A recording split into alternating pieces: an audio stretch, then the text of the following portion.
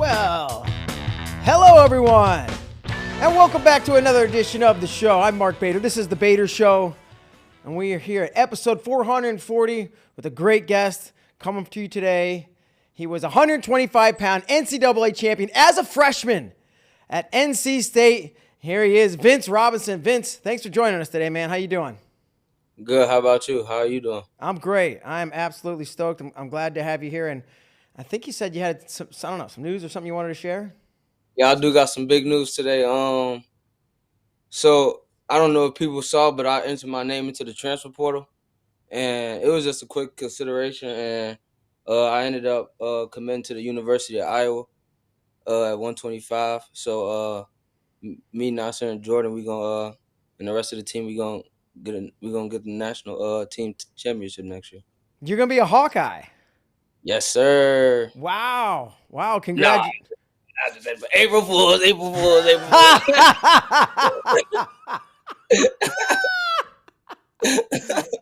here, dude! You're crazy. You're crazy. Oh my god, my hands are sweaty. I was like, seriously? What's going on here? You play too much. All right. Thanks for having me on, Mark. I appreciate it. Thanks for keeping me on my toes. Coach Pop this morning. He didn't say anything. All right. Well, shoot. Now that we got that out of the way, that's an icebreaker. All right. Thanks for joining us. I want to get to the other weekend, winning a title, great freshman year. But I want to go back to like your upbringing, the Harvey Twisters, and kind of get the full story. So, tell me about where you grew up and what it was like. So I grew up in Chicago, Illinois. I grew up kind of like in the south suburban area, but I wrestled for the Harvey Twisters. And so I kind of just grew up wrestling with them, and I wrestled around like Nasir and like Isaiah White and Travis Melton, who was my big brother, and Kevon Powell. Like I just grew up around all the Twister greats, and just watching them growing up. And then I just wrestled them all my life, really, like elementary school, middle school. And so it was just kind of like a bond that I just built with the Harvey Twisters that's going to stay with me forever. And they just known to be one of the most known kids clubs in the country. So just being around that environment just helped me be the wrestler I am today. Sure. How did you get introduced to wrestling and the Harvey Twisters? So my dad, he wrestled, and then he ended up meeting this guy named Tracy Brown, and he told my dad to bring us to the Harvey Twisters, which was my big brother Travis Ford Melton, me, my little brother Jaden, and then my other little brother Chaz, and then we just all ended up wrestling for the Harvey Twisters growing up. Okay, and you said my brother. Do you actually mean Travis? Is Travis actually your? Yeah, we got the same mom. We just got different dads. Okay, wow, some great practice partners growing up. Man, the Harvey Twisters is like this. I was telling you before, I got pinned by a Harvey Twister in 7th grade, and it stuck with me. And there was just this pack of awesome wrestlers. And I know the head coach is, he's not boisterous and he's not a chest beater. He's probably a little bit more quiet and reserved. Who is that guy, and what's he like as a coach? From the Harvey Twisters? Yep. The person that really ran the Harvey Twisters was Coach Quint Harrell. Okay. Like he's one of the main guys who ran it. But I kind of grew up. My dad was kind of like my main coach, and I grew up around. It was kind of like a group of 4. When I started wrestling, it was like my dad had like a group of 4, so it would be Kendall Coleman, Travis, my big brother, this kid named Cameron White, and then Yaya. And it was just them group of 4, so we would just travel around the country with them.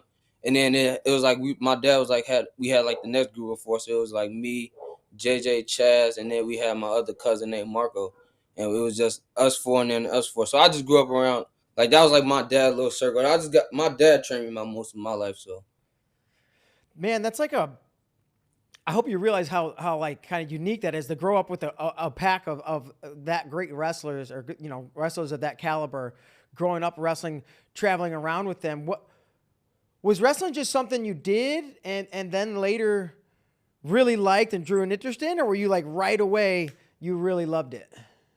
I think I just grew to love it. I think, like I think I was just wrestling just to do it for fun. Like I played football when I was little too, but I love football more than I love wrestling. Just too Like I wanted to small? be NFL. Yeah, but I was too Of small. course. I wanted to be, but I was good though. I promise. I I believe was it. good. But yeah, I think I just grew up loving it. I think I didn't really start loving it until like I always grew up watching the national tournament and the Olympics and all that stuff. But I didn't start really like getting into wrestling and like loving it for myself to about middle school. After I won like my first middle school title, that was like when I was like, all right, I could do something with this. What? When did you get hooked, or when was the time where you're like, all right, this is the thing I want to do? And maybe it was that middle school title. Maybe it was watching NCAAs or a certain Olympics or whatever. But was there a time when you remember being like, oh, yeah, I'm all in? Whether, like I said, one of those things or something else. So so like I said, I traveled around the country all my life. So like I used to grow up and go to the Clash and go watch Oak Park versus Apple Valley, and this is when like Yeah. Gable was on the team, Bobby was on Bobby Stevens, Mark Hall, Yep. and then you had like Jason Renteria, who ended up being one of my high school coaches.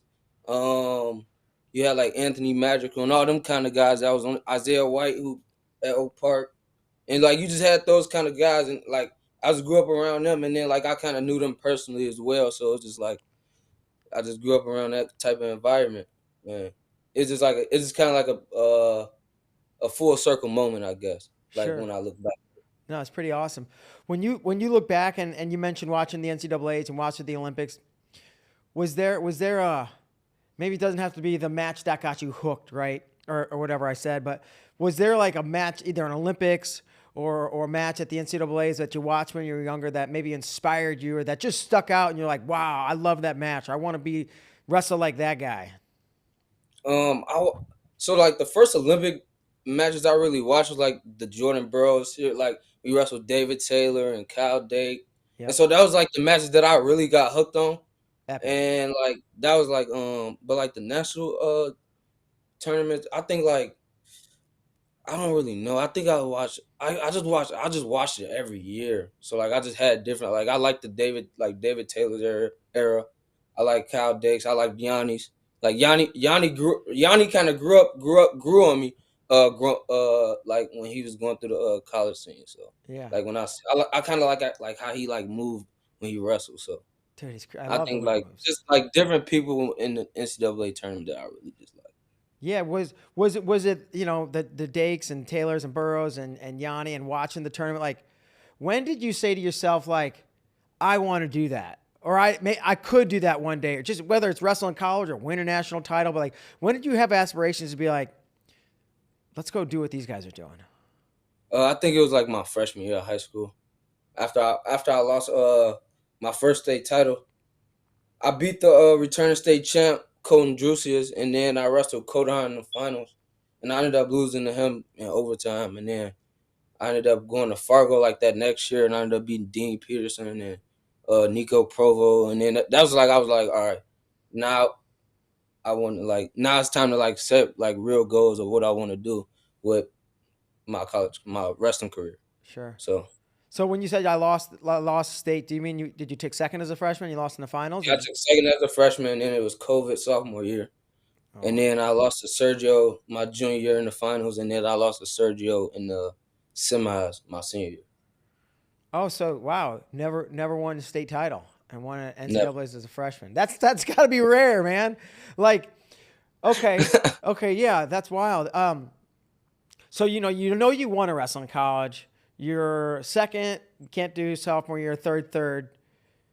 What's the recruiting process like? Who are you getting letters? Are you reaching out to schools? Because it's a good career, right? But it's not like outstanding. I hmm think that would be fair to say, right? Yeah, so I was like, when I would travel a lot, when I was little, I would like travel to Michigan a lot, and I really like Michigan State, and they kind of like every time I go to a Michigan tournament, like some of the Michigan State people would like know me, or I speak to Roger sometimes, and Yeah. then they kind of like grew on me, and I wanted to end up going there. But then, like my recruitment process, it was kind of like slow, I guess. I didn't really like have no like big accomplishments in high school. I feel like the only thing I really did was like win Ironman, won Powerade, and placed at Fargo. Like that was really it. Like I didn't really have nothing like crazy, but like I think I mean I had a couple schools reach out, but like it wasn't like they wanted to get me on the visit or like you know what I'm saying, like be like one of the top recruit. Like they just didn't take the time to get me on the visit. And NC State did that. Pat got me on the visit. I mean I knew Tommy Gant before because he coached me at Fargo in the past years, but like they was the only team to like ever take the time out and just get me on the visit at least and see what it was like. Sure. And now I'm sitting here thinking I want to kind of go back to the Twisters because I believe I'm understanding this right that it's a great club and they produce a lot of great wrestlers. On top of that, it's in some cases it may or not be yours or your friends, but like it's a place that keeps kids out of trouble, right? It keeps kids off the path veering to the wrong path. Is that the case? And was that ever the case of friends of yours or you personally? I think for sure, like that was like the main focus for the Twisters because it was like it wasn't like in the best area, and it just got like the kids of my skin color to come in and just not be in the streets running around doing bad things that's not good for themselves and just keeping them out of trouble. And I mean I didn't really have like that experience just because my dad and my mom like they always been in my life, and so like they always led me on the right path. And I mean I did have some troubles here and there, but it wasn't like nothing really like um I guess that could threaten me, I guess. Yeah. But I did have some. I do, and did have some friends that did wrestle, and it did keep them out of trouble. But I mean, you grow up, and you just grow up around things that you not. Some people fortunate, and some people not. And so, like my cousins, that like one of the kids that my dad used to train, my cousin, he I want to say he veered off to the wrong path, and now he like getting his life back together. So he back wrestling at a D2, right? A Jugo, I think. He wrestling at Vanguard right now, but he just got his life back together, and it like just seeing that was just like amazing to me because he went from the bottoms and went back and got himself together. He just seen like he just motivated himself, and then he's seen like my big brothers and us wrestling, and he's seen how it's treating us, and so he just decided to go back to his ways. And that was just like that's just an example of like what the Harvey Twisters did. Yeah, yeah. No, wrestling it's a great sport, and it obviously teaches a lot of life lessons and does a lot of good for people. Uh, and okay, back to recruiting. And I think you tweeted or I saw somewhere that like NC State's kind of the only school that really came after you and really wanted you. Um, who reached out from NC State? Tommy at first, and then Coach Pop, or how did you So end I up wanting so to I, go there? I grew up like I didn't grow up around Tommy, but like Tommy would come down and he'd come and train at the Fargo, the train at the not train, but like coach the Fargo kids at Fargo, and so he would coach like me and Nasir, and that was like kind of like, and then I ended up what really got me and Tommy like close was I didn't place at Fargo that one year. My junior year, I lost to Omar Yu, and then I lost to Nash Singleton in the blood round. And so me and Tommy like sat down like and had a talk, and he was just like, "What in your school like you not focused?" He just seen I wasn't focused, and like so he just took the time and he was like, "If you want to come to NC State, you gotta be focused and locked in." And so that's kind of what I just did, and I went with that choice. When you say I wasn't focused, expand on that. Like I wasn't focused enough on wrestling, or I wasn't focused on anything, or I was focused on the wrong thing or wrong things. What do you mean you weren't I don't focused? think like you know how you focus on the tournament, like a big tournament that's coming up. It's a big tournament coming Yeah. up, and you only focus on right, especially in the summer. Like in the summer, it's easy to get distracted in the summer, but I just wasn't focused. I was just focused on the wrong things. I don't want to say specifically, but like I was just focused on the wrong things. So it was just he just seen what I he seen me wrestle better. Like he seen my potential, and so he was like, you gotta do the right things on and off the mat, or you're Was not gonna get the results that you want on the mat. was it the kind of thing where you weren't focused on the right things and it could lead you down the wrong path, or you weren't focused on the right things and maybe you weren't going to be a great wrestler? I wasn't gonna. It was kind of both. More of just being a great wrestler. Okay, Like it was kind of like it was kind of just both. Like not not being disciplined off the mat. sure. I'll go in the room and train hard, but then when I go home, it's like you're not being disciplined off the mat. So Work hard, play hard kind of thing. right. All right. Tell me about, stepping foot on campus, adjusting to college life, and what life was like at NC State as a true freshman. It was kind of like I got easily I got easily adapted to it. I mean, I kind of felt. I mean, everybody kind of feel lonely when they first get on campus, but I think I got adapted to it. I mean, I sat out for like 6 months because of my meniscus. Damn. I ended up getting surgery in like May, which was like right after prom, and then I ended up not doing nothing like until I got on campus, and then I started doing physical therapy for my knee, and then I ended up getting cleared in like around October. But then I wrestled. I came back the first day of practice, wrestling Tariq Wilson, and then it popped. So then I sat out like another month and a half, and so I didn't really I didn't wrestle like my first match at F&M until like January. How'd you do last year? And one, how Uh, did you do, and how did you feel at the end of the year about how you had done? I think I felt really good. Like I felt ready. I felt ready to go wrestle at the NCAA tournament. That's how I felt. But Okay. like I didn't. I didn't. I mean, it's God's plan, and so um, it was just I just felt ready. I mean, it was just it just wasn't my time, and they seen I need more time to develop and just mature more. Sure. Did you wrestle freestyle, right? You wrestled some Yeah. freestyle? I don't know the details, but I did. I talked to Coach Pop this morning. He said something about a U23 tournament. He said we get a good story or funny story or something about some U23 tournament. You already know what I'm gonna say. I don't know what it is, but going to the hospital or something. I can tell by your All right. reaction. We got a good one. All right. So it was we was so I was like maintaining my weight real good, like the week out from U23s, and I think it was like that weekend, like the weekend it was gonna come up, and so I ended up eating like two things, like two steaks, two T-bone steaks by myself.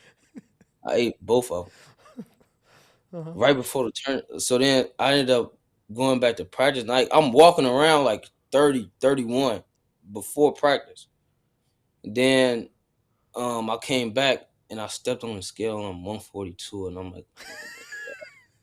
So then I just started running. Like I just started running. Like at this point I gotta go run now. Like I Yeah. gotta go get the weight off. And so we was finna leave. Like we ended up getting a workout in before we was finna leave. And I ended up just running on the treadmill while everybody wrestled.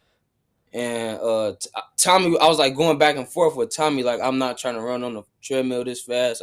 He trying to get me to run on 12. And I'm half dead, like I don't want to do it.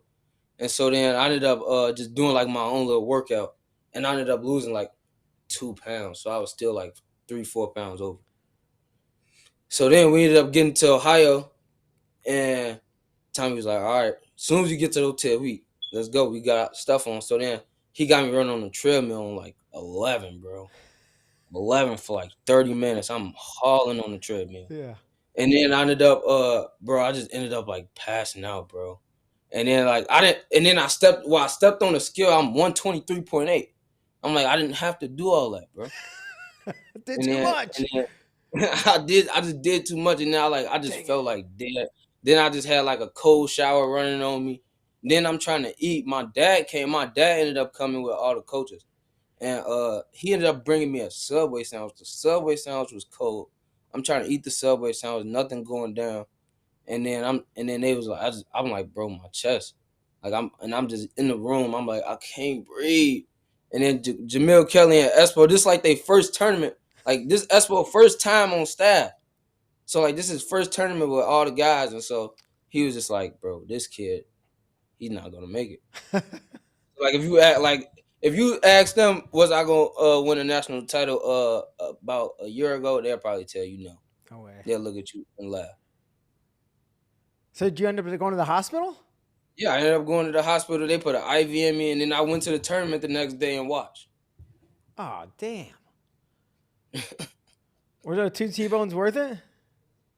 Nah, Nah. they might have. They might have been. It was actually, bro. They was good, bro. They was good with the steak sauce.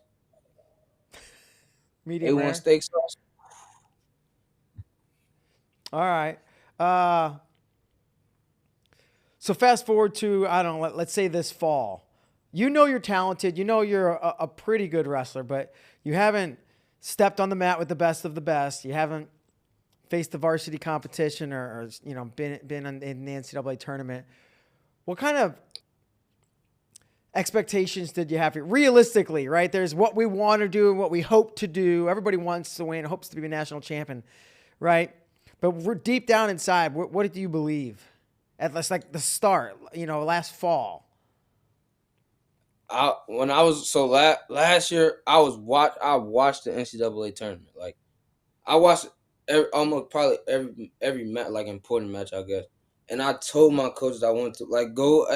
You probably see a retweet, but one of my coaches, Kevon Powell, he tweeted March 24th, 2024. He said Vincent Robinson is winning. I was on the phone with him too. He said I'm winning this tournament next year. And that was like the whole mindset, like the whole summer and then that whole fall too. It was just like deep down inside, I know I was gonna win an NCAA title. Like it was a chance. Like, and everybody, like even the coaches, like they just instilled that in me throughout the whole season. And so like it just gave me my confidence. Like it just built my confidence up even more. So Yeah. Take me through this season because you went on a run. I think you lost not a real match till the last match. I know you lost a injury default or something, 1 or 2 matches. Maybe you got hurt. But did you lose until Ventresca at the ACCs?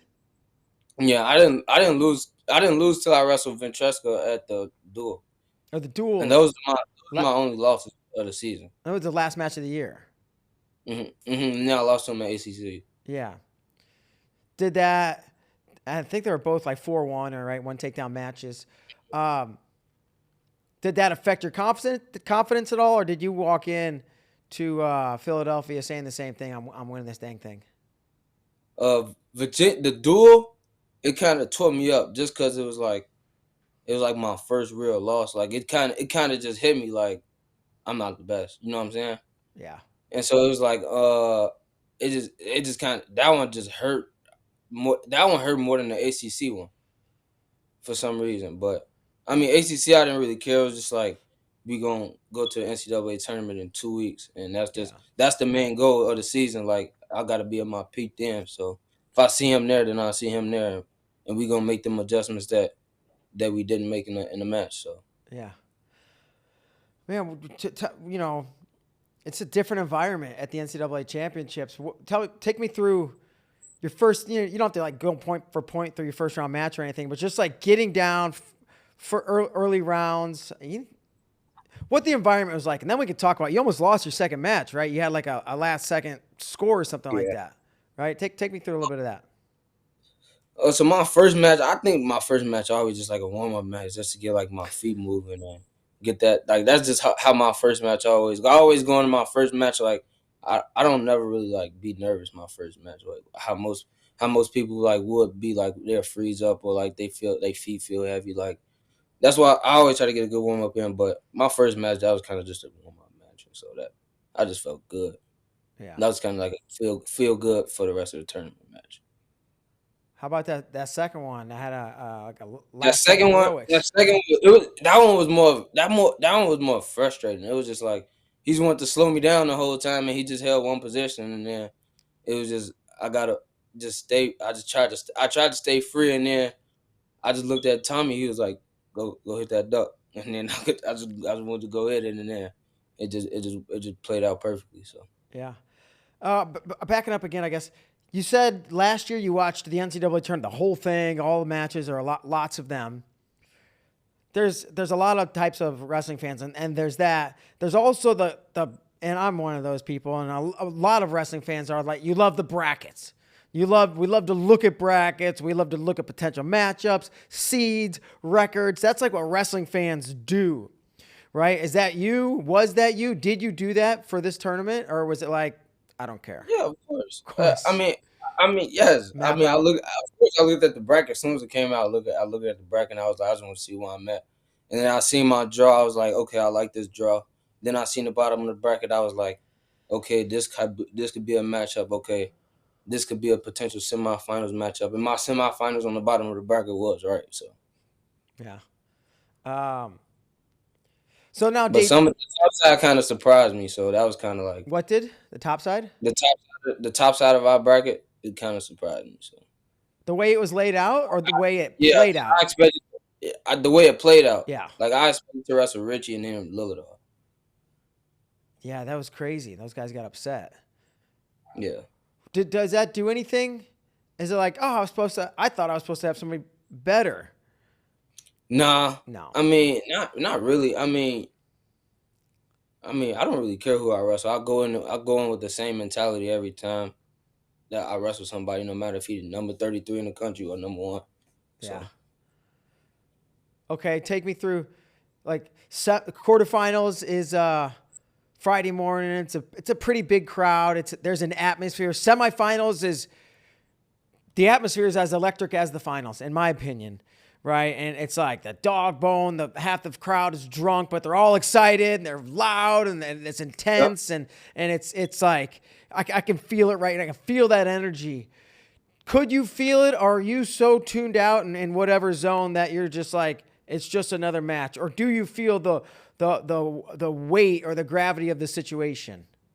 I mean, I don't really feel it. I get more excited. Like I like the lights. Like what I don't like how they be. One thing I didn't like was how they was blinking before we was finna wrestle. Like I didn't like that. But other than that, like I like that spotlight, being able to walk on the mat and then everybody just looking down on you. So I kind of get excited for those moments. So. All right. I don't really feel like no pressure when I'm going in a big match. I always feel like it's just a normal match. And then like when I'm in mid match, I ended up like transferring to like I'm in practice, like everything just zone out. And so when you say everything's like practice, when you say things zone out, is it like you can't hear anything? Do things slow down, or do you not feel the pressure of the situation? I kind of just don't feel like no pressure. I feel like it's just me and then just like my coaches, which was Pat and Tommy, and that's how I felt like almost every match. It just felt like mid match, like probably a minute and a half into the match, I'm just locked in, and it feel like I'm back in the practice room, man. Just listening to them just get on me and be like, V, do this, do that. So, and just keeping me like giving me little reminders during my match that I'll probably forget, like keeping my feet moving, staying defensive responsible, looking for a reshot, seeing something that I don't see. And that's what they do in the practice room. So All right. Going off a little something you told me before we actually started recording. You said Friday night, you after the semis, you're kind of heavy, right? You had a decent amount of weight to pull. Explain the contrast and winning in the semis, being so excited to be that close to probably a long time goal, and then the realization of the scale and what needs to happen over the next 12 hours. So like when I came off the mat, I'm like, bro, I don't really care. Like after the first win, I was like the first win killed me. The second win, it wasn't like, but like that last one after the semis, I was just like, bro, let's get to the gym ASAP. Let me go run, and I just want to go run. Like I literally just ran, and it just the more you like you when you want to stop or like your legs hurt or something, like you just be like, no, I gotta go make weight. I'm in the finals, bro. I gotta go. I'm on national television. I gotta go make weight now. Like that's just like kind of like my whole like mindset. And then like I just wanted to be a not like I'm literally like this close from thinking about like I'm literally this close from my dream. And so it was just like I gotta go get this run out. Probably the Like easiest you way to just cut your feel more teeth. excited to go run. It was just so crazy. I never wanted to go run so bad. I'm I so never wanted to excited to cut go. weight. This is great. Like that. It was so like it was like if I was, I couldn't imagine. I'm sure you're on adrenaline, a natural high, just feeling Yeah, amazing. yeah. Yeah. Facts. Yeah, for sure. Okay, Saturday morning, you get up. Maybe you've already cut your weight or you have a tiny bit to go. You weigh in. You got a long time till the finals. What do you do all day? You stay in the arena and watch any of the constellations? You go I take a actually, nap, watch I a actually, movie? I actually stayed in the arena the whole time after the weigh-in. So like, after everybody weighed in,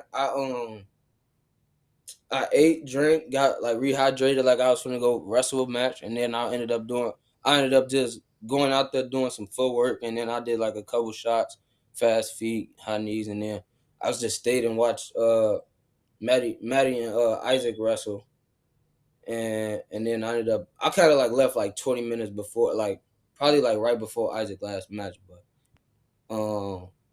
yeah, I ended up staying and just watching them wrestle the whole time, and then I ended up getting to the hotel like 3 o'clock or something, and then I took a nap. And then by the time I woke up, it was time to go to the arena. So Man, I can't imagine that. That's got to be a fun and exciting feeling. Now, you got Spratley. What did you know about him? And since the semifinals, how much, if at all, of a focus was there on him, his style, potential game plan, or what to be mindful of? I mean, I already had a game plan just because like I wrestled him in the duel before, Yeah. and like in January, and so like I just kind of like I just wanted to like make adjustments of kind of like what he thought I was gonna do. So like just being more active with him, I guess, more than I was in the duel. I felt like in the duel I wasn't as active with my hands or my feet, and I just wasn't as defensively responsible. And so I think just focusing on that while I was wrestling him, and then I kind of knew what he was gonna do, so it was just easy to figure him out. Yeah. All right. You get an escape. He gets an escape, or vice versa. It's 1-1. I think you went down first, I believe. It's Yeah, 1-1. We're in overtime. Oh, and no score in overtime, right? So you're yeah. down. Um, a lot And of I don't like those matches. I don't. In high school, I never wrestled matches like that. I always had like a two takedown match. Like I always had like 2, 3 takedowns in high school, and so I never really wrestled close matches like that. So and another thing that high school and early college wrestlers is they struggle on the mat, right? It's a lot different. Riding's important in college, and guys are good at it. Um, well, just briefly summarize if did you struggle coming out of high school your first year or even this redshirt freshman year? I struggled. I definitely struggled like coming out of high school Mm-hmm. because I struggled in high school. Like that was the reason I didn't win a state title. Both Okay. of them. Got ridden. Maybe. Uh, yeah, both of them. My freshman year and my senior year. Them the reasons I didn't win a state title. That's the reason you won a national So title. when I got here, they was like, Pat already knew that I struggled with bottom, and so like they kind of say like the Illinois boys don't know how to get off bottom in the room. Because we got like another Illinois boy. He can't get up either. So it was like Illinois boys don't know how to get up, huh? And you know we getting Will Denny too, and so Will Denny didn't get up in the Ironman. I think it was his Ironman finals, and so they kind of clowned him on that too. So they was like the Illinois boys can't get up. But like that was like the whole thing. That was like the main focus for me. Like during like when I got back on the mat like in January, because I ended up wrestling Molden at the F&M tournament and I didn't get up, and so like that was just like my main focus for real. and maybe describe to me what that focus is. Is it whistle stand ups on coach over and over? Is it a coach getting on you and flattening you out and making you get up? Like what for you, right? What was this process like? Well, it was just figuring out what I like to do how to get what I like to do to get off bottom. Like some people like standing up, some people like sealing off, and I like sealing off, and so that was just like that was like what I like to do, and that's what I just kind of ran with. That's kind of what I just ran with, really. And then it was obviously like putting me in like bottom positions, like if I get taken down, knowing how to get up and go get the next point, or like being flat, getting legs thrown in on me. I couldn't get out of legs at all like my freshman year. So Legs are tricky, man, yeah, especially for freshmen. yeah. All right, Josh, I'm talking to our producer here. We got that clip, and I want to play this. It's just, it's like, I think there's maybe you see one of the escapes or two of the escapes for. No, it's going to start 1-1 here in double overtime. 2 seconds. 2 seconds, you're out, man. What are you thinking here? Because we got another 30-second period. I'm excited. I said, oh my God, he's not getting. I said, if he goes down, he's not getting up. He's not getting up in 2 seconds if he goes down. And then this at the end of the match. Oh yeah, this is the end of the match. I was like, yeah. I just looked at my dad and I just pointed at him. And I told Patton to let me go so I could do this backflip. I told him, let me go. Get off me, guys. I said, let me go. I got to go with the backflip. Hey, DC, Rock, Jordan, these guys freaking, that was awesome. Yeah. That when I got out in the 2 seconds, I was just like, oh yeah, I got it. And then I was like, if you go down, it's just like, when I got up, I was just like, I don't want to get a stalling call in this period. Like I want to be able to like, if I do get a stalling call, it's gonna be in the next period if I gotta ride him. You know what I'm saying? Yeah. So that was like my main focus. As soon as I got out, was just not to get a stalling call. You know, I went back and watched that overtime, and it's funny because you obviously weren't chasing, but you weren't being chased. You know, we all know what's going on. You don't want to get taken down, but you kept circling yourself in the center. You wouldn't let him take you to the edge and shoot you out or that. It was like, you can come at me, but I'm going to evade and I'm going to stay right here. You can kind of see it, like boom, right back into the center. Was that conscious? Yeah, that was just like my whole thing. Like just staying defensive response, like just staying responsible in that position. Like I want to be in the middle of the center and get that time off the clock, not be on the edge. And putting me on the edge, that just give him more like that. I feel like in a short amount of time, that give him more advantage. And that give you like in your brain, that give you like, okay, now I got it.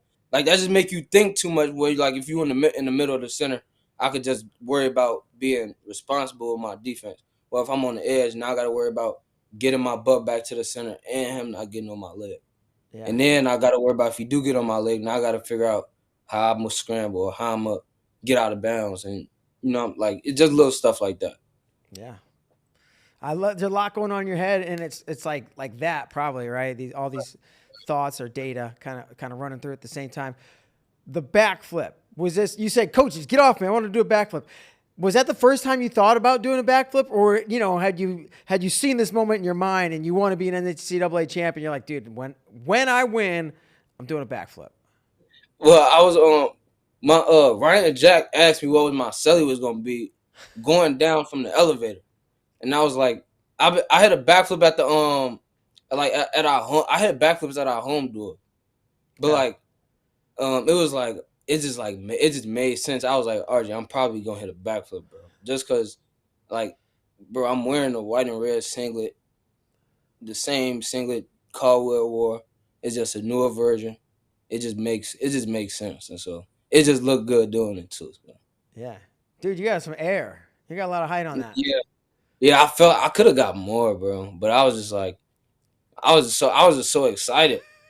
I wanted to do another celebration, bro, but I missed it, bro. So that's what Zach ran from the back of the scored like the arena table and ran up on the stage, and so like he kind of like I was like Zach is hilarious. Bro. Zach is hilarious. All right, well, you know you have another opportunity to celebrate again, right? Yeah, I know. We got a couple more. Got 3 more. Wow, that's amazing. Did that moment did it set in right then, or did it take later that night, or the next day, or once you got home? Like when did it? I got home. Say again. It took until I got home.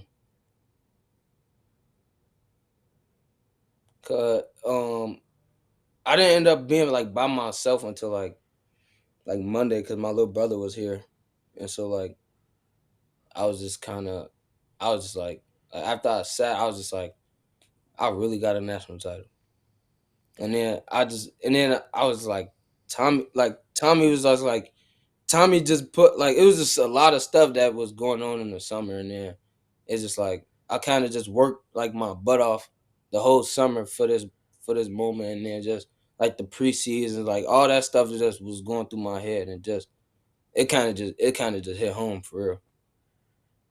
Was that weird? Like, because yeah, you like I wasn't alone until Monday, right? And this is Saturday night because I get it, you're celebrating and everybody's on. Was it weird the first time you were alone and you had time to just actually sit back and process everything that just happened?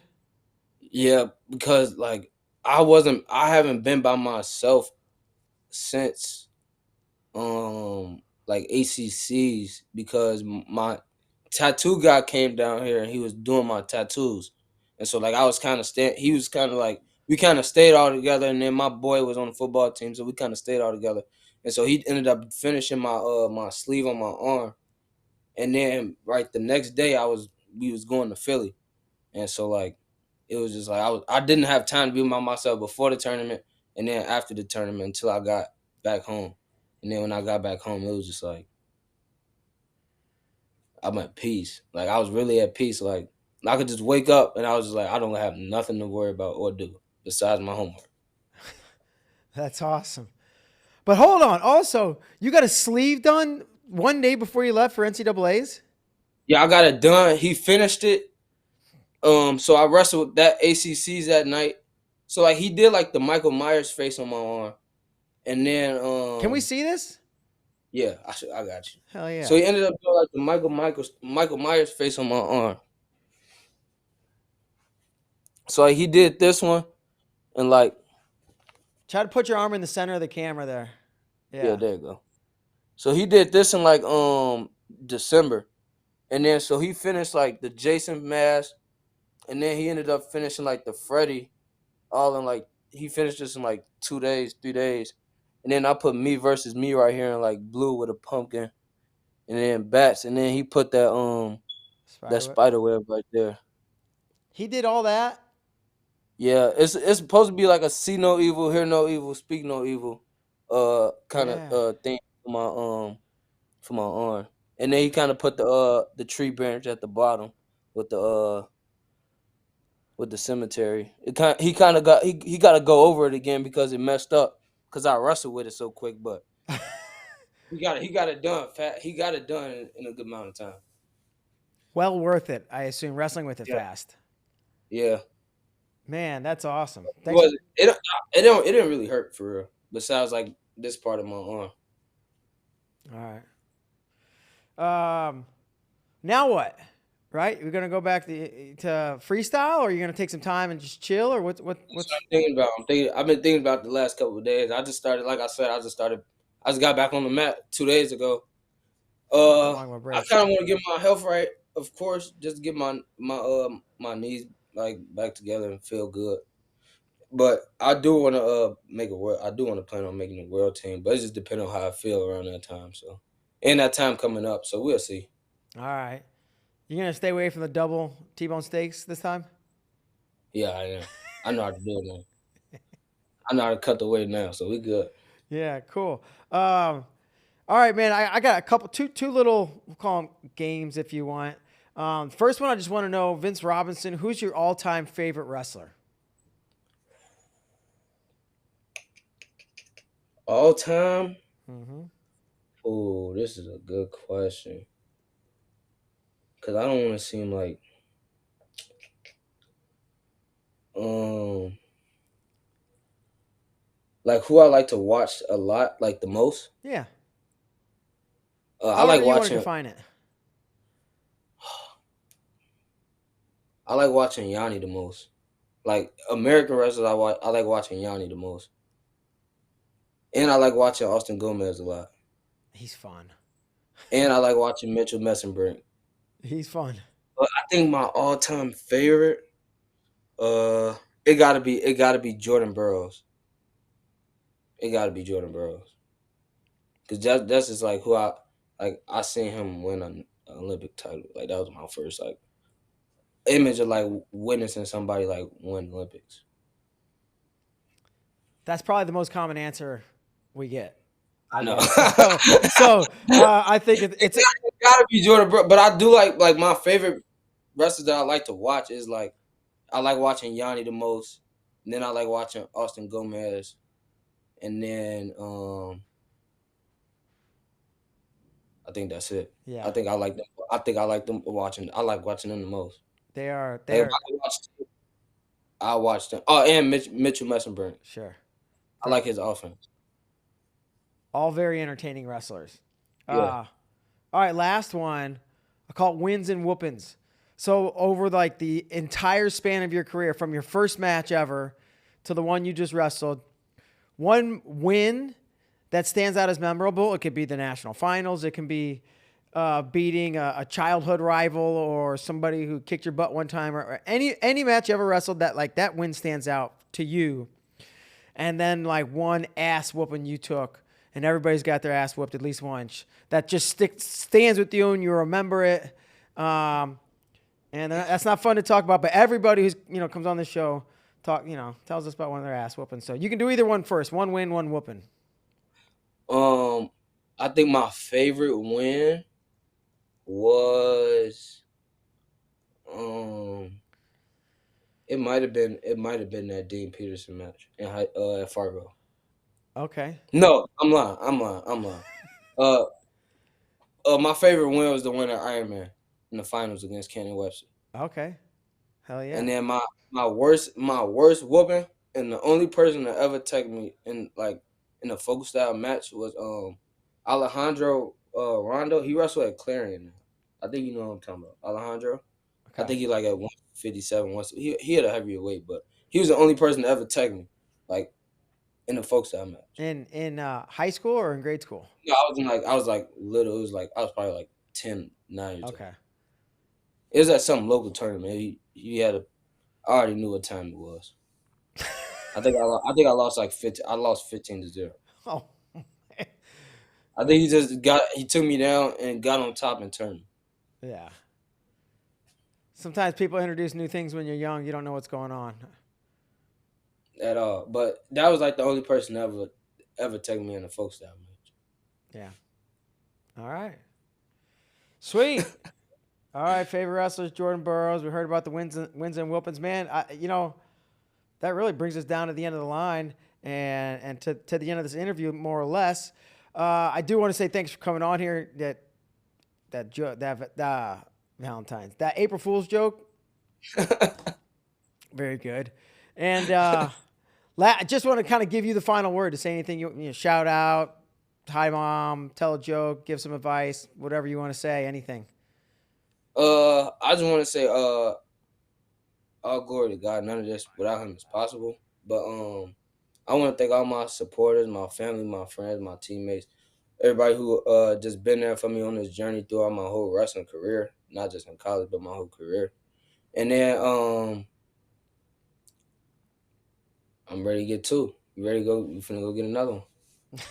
Awesome. Well, Vince, I appreciate it, ladies and gentlemen. The newest member of the Iowa Hawkeyes. Not. Go Hawks. He is a. Is this it? Is this Wolfpack? Wolfpack. There we go. He's a Wolfpack. Awesome, Vince. Thanks so much for checking in with us. It's been great chatting with you. I wish you luck and look forward to continue to watch you wrestle. No problem. Thanks for having me. All right, yeah. Have a great day. Thanks. Bye-bye.